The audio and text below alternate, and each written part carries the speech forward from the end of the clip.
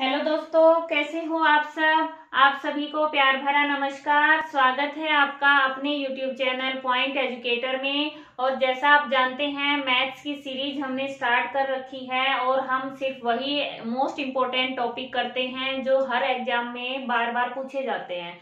इसलिए अगर आप चैनल पर नए हैं तो चैनल को सब्सक्राइब करें और आप इजी तरीके से मैथ सीखेंगे। बिल्कुल ऐसा बेसिक मैथ जो आप छोटे थे जब आपने सीखा होगा और वहां पर अब आप भूल गए हैं तो वो आपका रिवाइज हो जाएगा। ठीक है, अब बात करते हैं कि इस सीरीज में हमारा टॉपिक चल रहा है लीनियर इक्वेशन यानी रैखिक समीकरण। और दूसरी बात, हम हिंदी और इंग्लिश दोनों में करते हैं, तो आप किसी भी मीडियम से हैं आपको कोई फर्क नहीं पड़ेगा। इक्वेशन को शॉर्ट में ऐसे लिखते हैं। और ये रैखिक समीकरण का चैप्टर है, ये 8th एनसीईआरटी में सेकंड चैप्टर है और वहां से मैंने क्वेश्चन आपको करवाए हैं ताकि आप ये भी डाउट में ना रहें कि क्वेश्चन कहाँ से आते हैं पेपर में।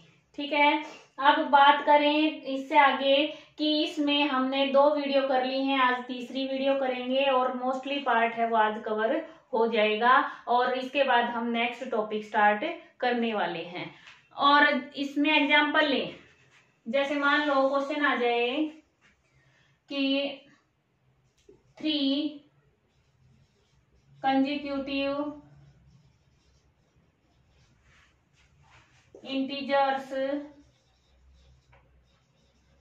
सम अप टू या add up to 51, find the integers. यानी 3 क्रमागत कंसेक्यूटिव क्या होते हैं, क्रमागत इंटीजर्स हैं, संख्याएं हैं। ठीक है, उनका योग 51 है, 51 है, तो संख्याएं बतानी है। कैसे करेंगे, अब पहली संख्या मान लें, लेट फर्स्ट नंबर, पहली संख्या x मान ली, तो क्रमागत है ना, लगातार है, तो दूसरी क्या होगी, सेकंड नंबर क्या होगी x+1, थर्ड क्या होगी x+2। अब इन्होंने कहा है कि तीनों का योग जोड़ है वो कितना है 51, तो पहली हो गई x, दूसरी हो गई x+1, दूसरी संख्या हो गई तीसरी x+2 और ये 51 के इक्वल हो गई। बढ़ गई हमारे यहाँ से 1 2 3, 3x+3 = 51। ठीक है, हमारा समीकरण इक्वलिटी बन गई। ये इक्वल है किसके, 51 के, तो इक्वल का साइन आ गया बीच में, दोनों पक्ष बराबर हो गए, लेफ्ट साइड और राइट साइड। अब ये इसको सोल्व करेंगे, 3x = 51 - 3, तो 3x बराबर ये आ गया। अब x बराबर 48, यहाँ मल्टीप्लाई में, यहाँ जाके डिवाइड में कितना आ जाएगा 16, तो x कितना आया 16। तो पहला नंबर क्या आ गया हमारा 16, दूसरा 17, तीसरा 18, तो ये हमारे आंसर। समझ आया, इस तरह से क्वेश्चन करने हैं। यानी अगर आपको समीकरण बनाना आ गया, जो इक्वेशन बनानी आ गई, तो आप कोई भी क्वेश्चन, चाहे वो रेशियो में हो, चाहे परसेंटेज में हो, चाहे किसी भी कंसेप्ट से उठाया गया हो, आप इजीली कर सकते हैं।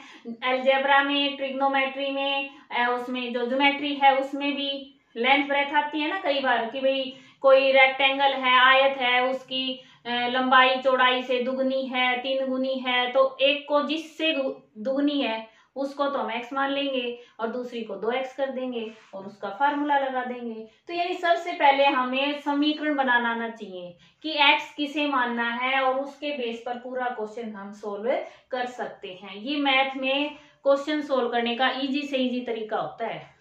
आप क्वेश्चन पढ़ो, अगर आपको उसमें ये पता चल रहा है कि किसी को x मान के हम इक्वेशन बना सकते हैं तो क्वेश्चन भी सोल्व हो जाएगा।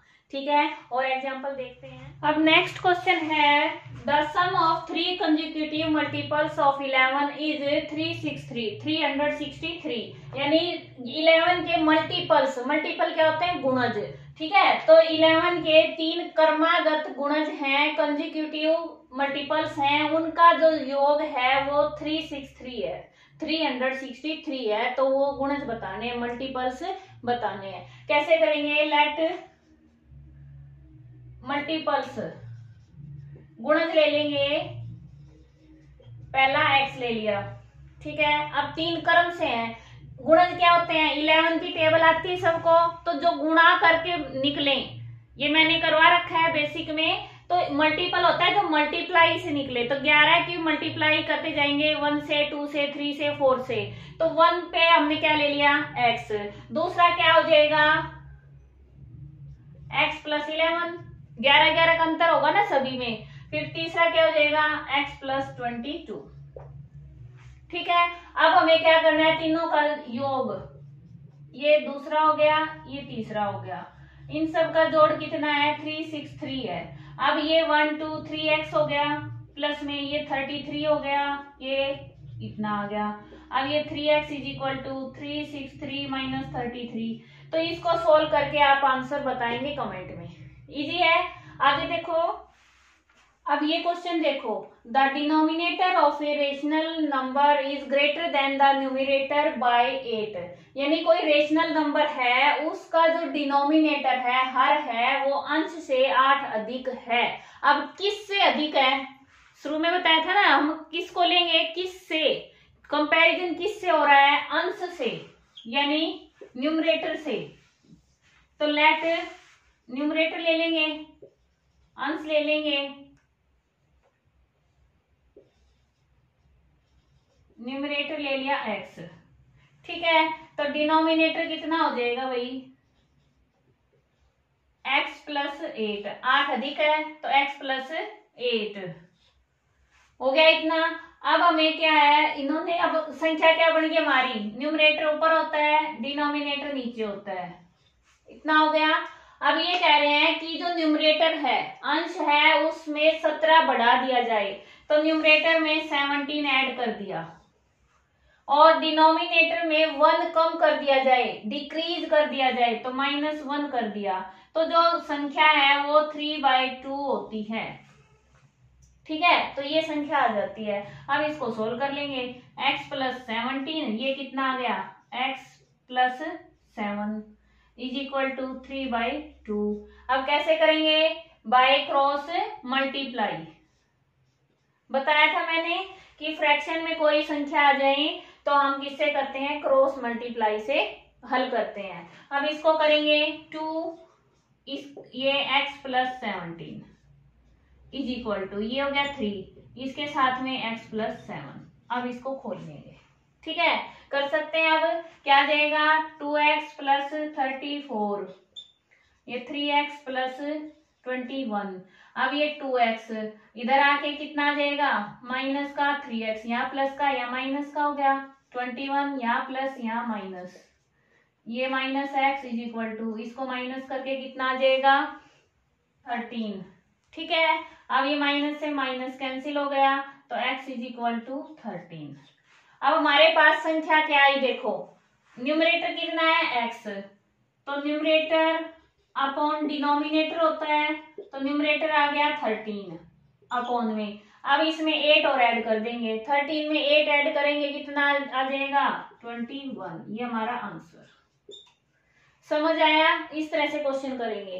तो कोई भी क्वेश्चन आ जाए, सबसे पहले आपको ये देखना है कि x किसे मानना है, ठीक है, x किसे मान के चलना है जिससे हमारा आंसर निकल आए, ठीक है। आगे देखो, क्वेश्चन काफी बार पेपर में पूछे जाते हैं और होते इजी हैं, लेकिन थोड़ा सा समझने का अंतर रह जाता है, इसलिए गलत हो जाता है। क्या है, सबसे पहले ये देखेंगे कि 1 of the digit of A 2 digit number, अब नंबर संख्या कितने डिजिट की है, 2 अंकों की संख्या है, तो कोई भी 2 अंकों की संख्या एक बार आप मान के चलो, मान लो हमने 35 ले लिया, तो ये तो हो गया हमारा यूनिट प्लेस, ठीक है, वंस का प्लेस, और ये टेंस का प्लेस, इकाई का दाई का। तो इकाई में तो 1 से मल्टीप्लाई होता है, दाई में 10 से, टेंस में क्या होता है 3 इंटू 10 और प्लस में 5, जब भी तो 35 बन रहा है, ये बन रहा है ना। तो इसमें बस यही ध्यान रखना है कि एक को तो हम सिंपल लेंगे, एक इसको अंक डिजिट को तो, और दूसरे को हम 10 से गुणा करेंगे ताकि हमारा टेंस का अंक है वो आ जाए, ठीक है। इतना याद रखना है हमेशा इस तरह के क्वेश्चन में, चाहे कैसा भी क्वेश्चन आ जाए, फिर आपका कभी गलत नहीं होगा। अब क्या करेंगे, मान लो लेट वंस डिजिट, इकाई का अंक ले लेते हैं x। ठीक है, इकाई का हमने x ले लिया। अब हमारा टेंस प्लेस क्या होगा, टेंस डिजिट। ये कह रहे हैं कि जो एक अंक है दूसरे का तिगुना है। इन्होंने ये नहीं बताया का इकाई का भाई तिगुना है या दाई का तिगुना है, एक को लेके चलेंगे। हमने इकाई का एक अंक ले लिया x, दूसरा ले लेंगे हम 3x। हो गया। अब संख्या क्या बनी, नंबर क्या बना भाई, नंबर बन गया हमारा 3x मल्टीप्लाई बाय 10 प्लस में x। ठीक है, ये हो गया हमारा टेंस का, ये हो गया वंस का, इकाई का और दाई का। ये कितना हो जाएगा 30x प्लस में x। तो या तो इसको ऐड कर दो, या अगर ऐड नहीं हो रहा मान लो सिंपल है तो उसको हम सीधा भी रख देंगे। ये आ गया हमारा। अब ये कह रहे हैं कि अंकों को पलट दिया जाए आपस में, ये वाला तो यहाँ आ जाए, ये वाला यहाँ आ जाए। जैसे ये 35 है, इसमें 5 को यहाँ ले लें, 3 को यहाँ ले लें, तो नई संख्या न्यू नंबर क्या हो जाएगा, नई संख्या क्या बन जाएगी भाई। अब जो 10 से गुणा की थी उसकी तो x की कर देंगे और प्लस में 3x कर देंगे, क्योंकि अब x की जगह तो 3x चला गया और इसकी जगह x आ गया। अब ये कितना हो गया 10x प्लस में 3x, ये हो गया 13x। इतना आया समझ। अब नया नंबर आ गया, ये पुराना नंबर है हमारा, वास्तविक संख्या है। अब दोनों का जोड़ है वो 88 हो जाता है। ठीक है, तो नंबर का जो यू गेट 88। अब क्या लिखेंगे 31x plus 13x is equal to 88। यही है अकॉर्डिंग टू क्वेश्चन। अब क्या करेंगे, ऐड करो 88, तो x is equal to 88 divide by 44, कितना आ जाएगा 2। तो x की वैल्यू कितनी आई 2। अब संख्या क्या होगी, x की वैल्यू आई ना हमारी, तो हमारी संख्या हो जाएगी, देखो यहाँ पे इसमें पुट कर देंगे 3 गुणा में 2 जमा में 10 जमा में 2, ये 3 दूनी 6, 60 जमा में 2 इज इक्वल टू 62। ये हो गया हमारा 62। अब ये फिक्स नहीं है कि ये इकाई का अंक है या दाई का है, क्योंकि एनी नंबर बोला था उन्होंने कि एक नंबर दूसरे का 3 गुना है, तो 2 तिया 6, ठीक है, हो गया 3 गुना। अब हम इसको 26 लिख दें तो भी सही है, 2 तिया 6, तो और आएगा बीच में, आंसर होगा उसमें और मिलेगा 62 और 26, यानी दोनों आंसर हो सकते हैं।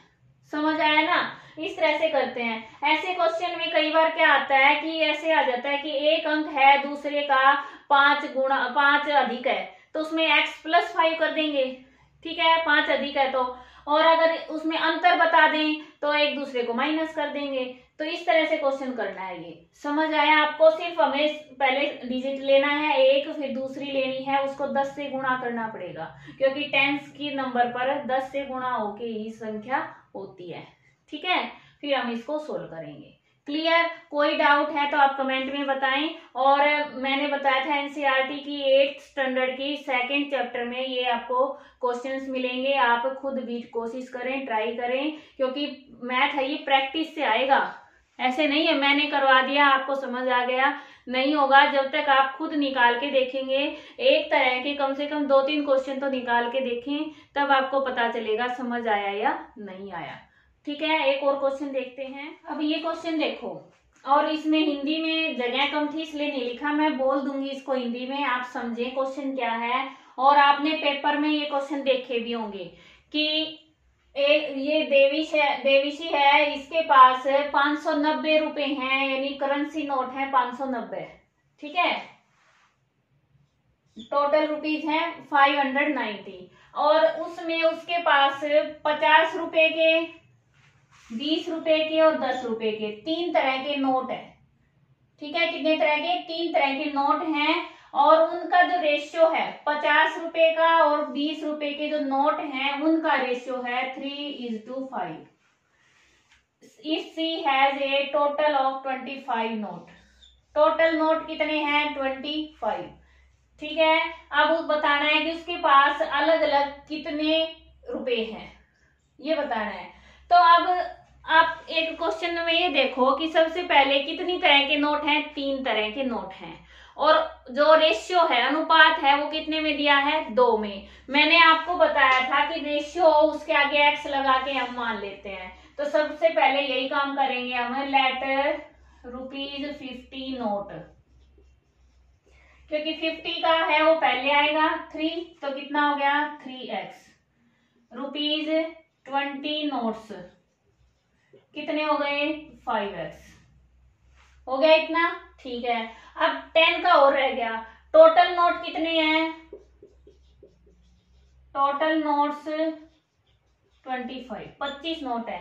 आप अपने बैग में चेक करें कि आपके पास मान लो 50 रुपए के, 20 रुपए के, 10 रुपए के अलग अलग नोट है, ठीक है।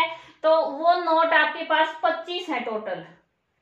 तो अगर आपके पास 50 के 3x हैं, 20 के 5x हैं, तो 10 के कितने बच गए भाई, ₹10 नोट्स कितने बच गए, टोटल है 25 में से अगर हम 8x को माइनस कर दें, 5 और 3 8 हो गए ना, दोनों को जोड़ दिया तो 8x हो गया। तो ये हमारा हो गया 25 माइनस 8x, ये किसके नोट हो गए, 10 के, ठीक है।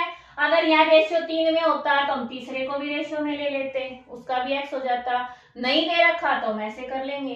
इसीलिए ये मुश्किल क्वेश्चन उठाया मैंने, कि आपको समझ आ जाए कि अगर हमारे पास तीसरी अमाउंट नहीं है तो कहां से निकालें, तीसरा नोट कहां से निकालें, जो टोटल नोट है उसमें से 2 को माइनस कर देंगे, तीसरा आ जाएगा, ठीक है।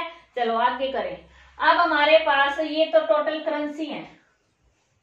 अब ये तो है नहीं कि 50 रुपए के जो नोट है, मान लो 3, यहाँ पे इन्होंने इस तरह दे दिया कि मान लो आपके बैग में 3 नोट हैं 50-50 के, तो रुपए कितने हो गए, 150 हुए ना। क्यों हुए, क्योंकि अमाउंट है, ये रुपए कितने हैं, ये तो नोट है, एक नोट 50 का है, तो 3 नोट 50 के हो गए, 150 के हो गए। तो अमाउंट फ्रॉम ₹50 कितने हो जाएंगे, 3x मल्टीप्लाई करेंगे 50 से, कितना हो जाएगा 150x, हो गया।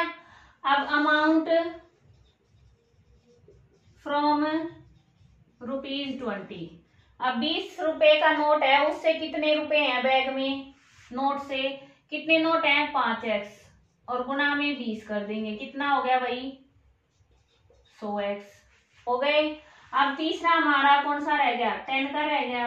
अमाउंट फ्रॉम ₹10, 10 रुपए से कितनी राशि हो गई, अब ये हमारा है 25 माइनस 8x, और मल्टीप्लाई करेंगे 10 से, तो 10 की 25 से करेंगे 250, और माइनस में 80x, ऐसे ही रख लेंगे इसको, ठीक है।